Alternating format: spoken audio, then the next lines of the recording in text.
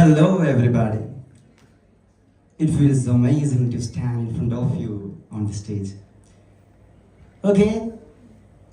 നിങ്ങളിൽ എത്ര ആൾക്കാർ അടുത്ത മാസം ഫെബ്രുവരിക്ക് വേണ്ടി കാത്തിട്ടുണ്ട്?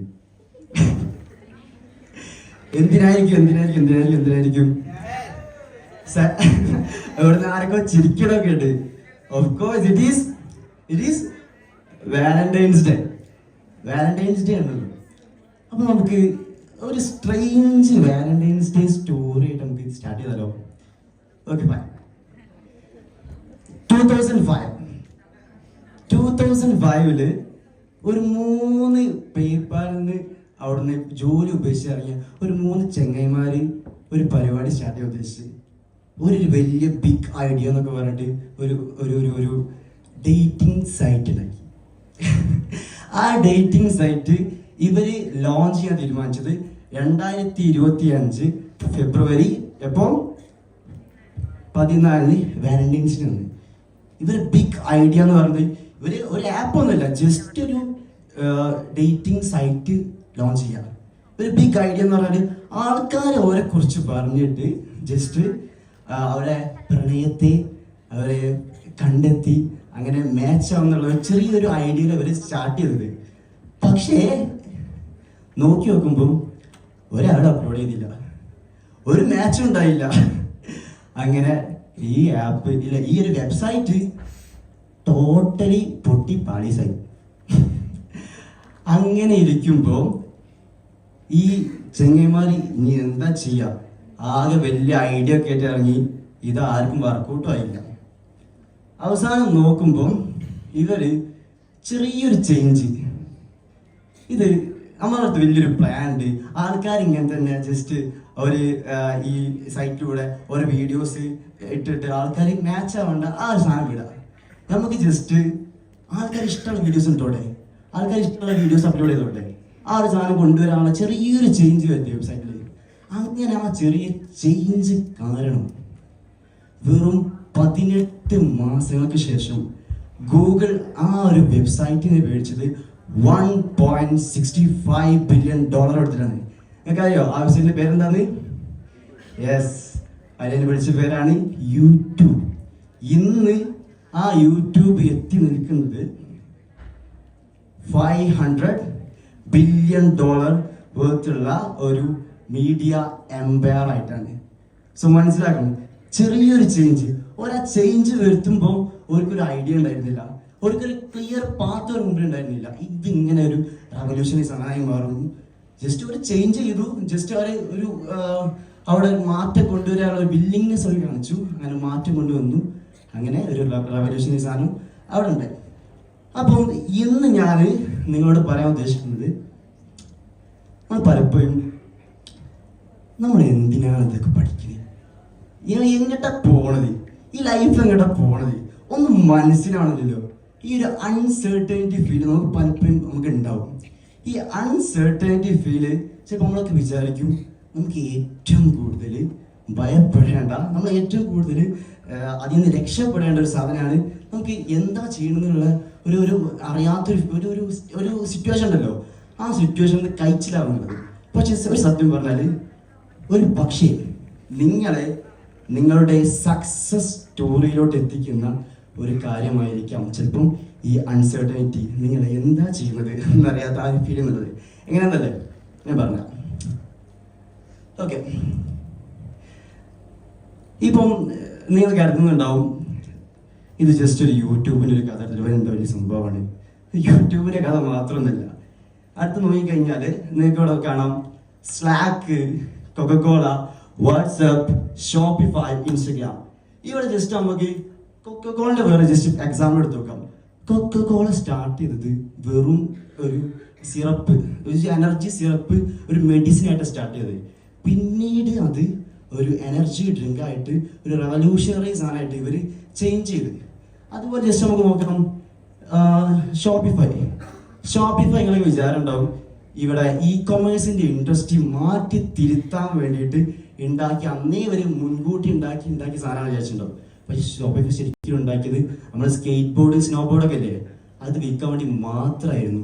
അങ്ങനെ അതിൽ പരാജയം കണ്ടെത്തിയപ്പോൾ ഇവര് ജസ്റ്റ് ചെറിയൊരു ചേഞ്ച് കൊണ്ടുവരാൻ അവർക്ക് ഒരു ഫ്ലെക്സിബിലിറ്റി കൊണ്ടുവരാനുള്ള ഒരു വില്ലിങ്നെസ് കൊണ്ടുവന്നു. ഇനി അടുത്തത് ഇൻസ്റ്റഗ്രാം നമ്മൾ പണ്ടൊക്കെ കണ്ടായിരുന്നു. ഇൻസ്റ്റഗ്രാമിൽ കുറേ ആവശ്യമില്ലാത്ത ചാറ് ഫീച്ചേഴ്സ് ഇങ്ങനെ വാരി വെച്ചൊരു സമയമായിരുന്നു. പിന്നെ ആ ഇൻസ്റ്റഗ്രാം ആൾക്കാർ യൂസ് ചെയ്തതായി. പക്ഷെ യൂസ് ചെയ്യുമ്പോൾ ഇവിടെ ഫൗണ്ടേഴ്സ് ചെറിയൊരു കാര്യം നോട്ടീസ് ചെയ്തു. ഈ ഇൻസ്റ്റഗ്രാമിൽ ആൾക്കാർ ഫോട്ടോസിന് നല്ലൊരു പ്രാധാന്യം കൊടുക്കുന്നത്. അങ്ങനെ ഇവർ ഈ ഇൻസ്റ്റഗ്രാമിലുള്ള ഫോട്ടോകൾ ബാക്കി ഓൾമോസ്റ്റ് എല്ലാ ഫീച്ചേഴ്സും ഇവർ ഡിലീറ്റ് ചെയ്തു. അപ്പോൾ ഇൻസ്റ്റഗ്രാമിൻ്റെ ഒരു ഗ്രോത്ത് അവിടുന്ന് സ്റ്റാർട്ട് ചെയ്യാണ്. ഈ നെക്സ്റ്റ് നമുക്ക് വേണമെങ്കിൽ ഇതാ ഇൻസ്റ്റഗ്രാമിൻ്റെ പണ്ടത്തെ പേര് ഇതാ ബർബൺ ആപ്പ് എന്നായിരുന്നു.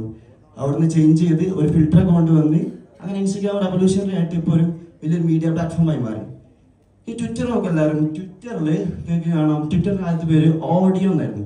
ഒരു ബിസിനസ് ഓഡിയോ പോഡ്കാസ്റ്റുകൾ അങ്ങോട്ട് ഷെയർ ചെയ്യുക, അത് ലിസൺ ചെയ്യുക എന്നൊരു ആശയത്തിലാണ് ട്വിറ്റർ ഉണ്ടാക്കിയിരുന്നത്.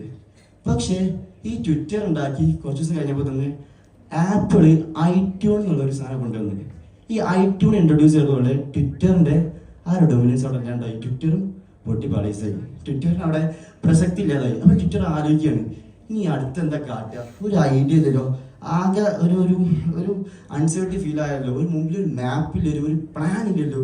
അങ്ങനെയാണ് ഇവർ ജസ്റ്റ് ചെറിയൊരു ചേഞ്ച് കൊണ്ടുവരാൻ വിചാരിച്ചിട്ട് ഒരു SMS ഇൻ്റഗ്രേഷൻ എന്ന രീതിയിൽ ട്വിറ്റർ കൊണ്ടുവന്നു. ഇപ്പം ട്വിറ്റർ നമ്മുടെ മീഡിയ ലോകത്ത് അത്യാവശ്യം നല്ലൊരു പ്ലാറ്റ്ഫോമായിട്ട് മാറിക്കൊണ്ടിരിക്കുന്ന ഒരു പ്ലാറ്റ്ഫോമായി മാറി. ഇനി നിങ്ങൾക്കറിയാം, ഈ കമ്പനീസൊക്കെ ഇത്ര ജസ്റ്റ് ഇതിനെ പുറമെ കുറേ കമ്പനീസ് ഉണ്ട്. ഈ കമ്പനീസൊക്കെ സ്റ്റാർട്ട് ചെയ്യുമ്പോൾ ഇവരൊക്കെ ഇങ്ങനത്തെ ഒരു ഐഡിയ ചേഞ്ച് ചെയ്യുമ്പോൾ ഇവരുള്ളിൽ ഉണ്ടായിരുന്നുണ്ടാവും, ഇതിങ്ങനെ ചേഞ്ച് ചെയ്ത് കഴിഞ്ഞാൽ, ഇതിങ്ങനെ ആക്കി കഴിഞ്ഞാൽ ഇത്ര അടിപൊളിയായിട്ട് ഈ കമ്പനി ഇത്ര ഗ്രോത്ത് ഉണ്ടാവും. അതുണ്ടായിരുന്നോ? ഒരിക്കലും ഇല്ല.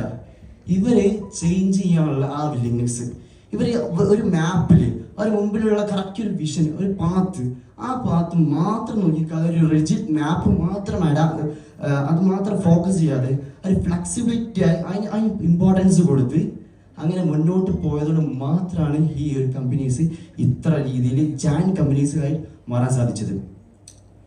ഓക്കെ, ഇനി ദ അഡ്വാൻറ്റേജ്. നമുക്ക് നമ്മുടെ മുമ്പിൽ ഒരു മാപ്പ് ഇല്ലെങ്കിൽ, നമ്മളൊക്കെ സ്റ്റുഡൻസ് ആണ്. ഒരു കോളേജ് ലൈഫിൽ നമ്മളെ സ്റ്റുഡൻസ് ഏറ്റവും കൂടുതൽ അഭിമുഖീകരിക്കുന്ന സാധനം ഒരു സൈലന്റ് പ്രഷർ എന്ന സാധനം. എന്ത് ചെയ്യും? എൻ്റെ ഗ്രാജുവേഷന് ശേഷം ഞാൻ എന്ത് ചെയ്യും? എൻ്റെ ഈ സ്റ്റഡീസിന് ശേഷം ഞാൻ എന്ത് ചെയ്യും? ഞാൻ ഈ പരാജയപ്പെട്ടാലോ? എൻ്റെ കൂടെ ഉള്ളവരെക്കാൾ ഞാൻ പിറകിലായാലോ? എനിക്ക് ഉയരങ്ങളിലേക്ക് എത്താൻ പറ്റിയില്ലെങ്കിലോ? ഞാൻ ഇവിടുത്തെ ചൂസ് ചെയ്ത ഈ കോഴ്സ് തെറ്റായി പോയാലോ എന്നൊരു ഫീല് ഓരോ സ്റ്റുഡൻസിനും നമ്മുടെ ഉള്ളിൽ ഉണ്ടാവും. പക്ഷെ നമ്മളെപ്പോഴും വിചാരിക്കും അത് നമ്മളെ പുറകിലോട്ട് അടിക്കുന്ന ഒരു സാധനമാണ്. എന്നാൽ പലപ്പോഴും ആരും പറയാതിരിക്കുന്ന ഒരു സത്യം എന്ന് പറയുന്നത് ഈ ഒരു അൺസർട്ടൻ ഫീല്, നമുക്ക് എന്ത് ചെയ്യണം, എന്തായിത്തീരും, ഈ ഒരു ഫീൽ എന്ന് പറയുന്നത് ശരിക്കും പറഞ്ഞാൽ ചിലപ്പം നമുക്ക് വളരാനുള്ള ആദ്യത്തെ നമ്മളെ സക്സസ് സ്റ്റോറിൻ്റെ ഒരു ഫസ്റ്റ് സ്റ്റെപ്പായിരിക്കും. ഓക്കെ, എങ്ങനെയാ വെച്ചാൽ നമ്മൾ ഈ സ്റ്റോറി നമ്മൾ ഇങ്ങനെ ആലോചിക്കുമ്പോൾ ഒരു അൺസർട്ടനിറ്റി മൊമെന്റ് നമ്മളാവുമ്പോൾ നമുക്ക് പല ഓപ്ഷൻസ് വരും. നമുക്ക് വിവിധ വഴികളിലൂടെ സഞ്ചരിക്കാനുള്ള ഫ്രീഡം കിട്ടും, നമുക്ക് വിവിധ മേഖലകൾ എക്സ്പ്ലോർ ചെയ്യാൻ ഫ്രീഡം കിട്ടും, പല ഓപ്ഷൻസ് നമ്മൾ മുമ്പിലേക്ക് ഇങ്ങനെ കടന്നു വരും. അപ്പം ഇങ്ങനെ ഒരു സാധനം വരുമ്പം അതിന് ഏറ്റവും കൂടുതൽ ഒരു ഹിറ്റ് ചെയ്തിട്ടുള്ള ഒരു കോട്ടാണ് ഫൈറ്റ് ക്ലബ് മൂവിയിലെ. ഫൈറ്റ് ക്ലബ് മൂവിയിലെ ഒരു കോട്ടാണ്, it's only after we have lost everything we are free to do anything. നിങ്ങൾ ഫൈറ്റ് ക്ലബ് കണ്ടിട്ടുണ്ടോ അറിയില്ല. നമുക്ക് എല്ലാം നഷ്ടപ്പെട്ടതിന് ശേഷമായിരിക്കാം, നമ്മളെ കയ്യിലുള്ള സർവ്വതും നഷ്ടപ്പെട്ടതിന് ശേഷമായിരിക്കാം ഒരു പക്ഷേ നമുക്ക് എന്തും ചെയ്യാൻ വേണ്ടിയിട്ട് നമ്മൾ ഒരു ഫ്രീഡം കിട്ടുന്ന ഒരു മൊമെന്റ് എന്ന് പറയുന്നത്. അപ്പം ഈ ഒരു രീതിയിലാണ് നമ്മുടെ അൺസർട്ടനിറ്റി, നമ്മുടെ മുമ്പിൽ എന്ത് ചെയ്യും, എവിടേക്ക് എങ്ങനെ പോകും, ഇത് എങ്ങോട്ടാണ് പോകുന്നതെന്നുള്ള ആ ഒരു ഫീൽ നമ്മൾ ഓവർകം ചെയ്യേണ്ടത്. അതിനെ നമ്മൾ എങ്ങനെ പോസിറ്റീവായി എടുക്കേണ്ടത് ഈ ഒരു രീതിയിലാണ്. ഓക്കെ, ഇനി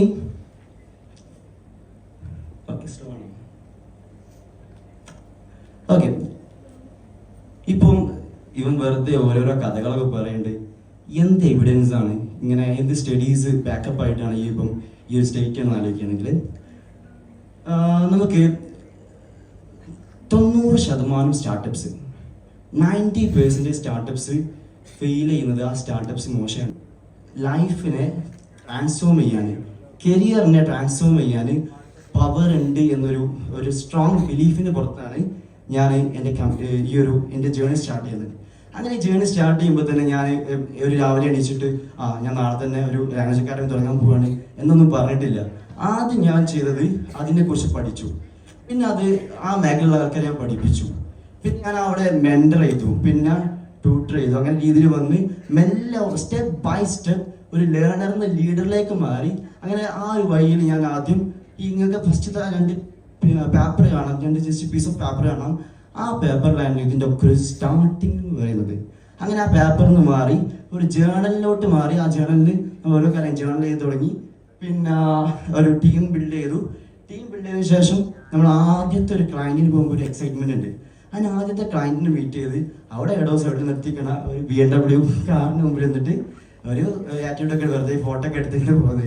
അപ്പോൾ ആ ഫോട്ടോ കാണാം. പിന്നീട് നിങ്ങൾ ഇപ്പുറത്ത് കാണുന്ന ഒരു വലിയ പിക്ചർ എന്ന് പറയുന്നത് കുറച്ച് കാലങ്ങൾക്ക് ശേഷം, 1 വർഷം ആയിട്ടില്ല, ആ കാലയളവിൽ തന്നെ ഞാനിപ്പം ഈ സംസാരിക്കുന്ന ഈ സ്റ്റേജിലുള്ള എൻ്റെ സ്വന്തം ക്യാമ്പസ്, എൻ്റെ സ്വന്തം ഫറൂഖ് കോളേജായിട്ട് കൊളാബ് ചെയ്ത ഒരു പേപ്പറുമായിട്ടാണ് നമ്മൾ അവിടെ നിൽക്കുന്നത്.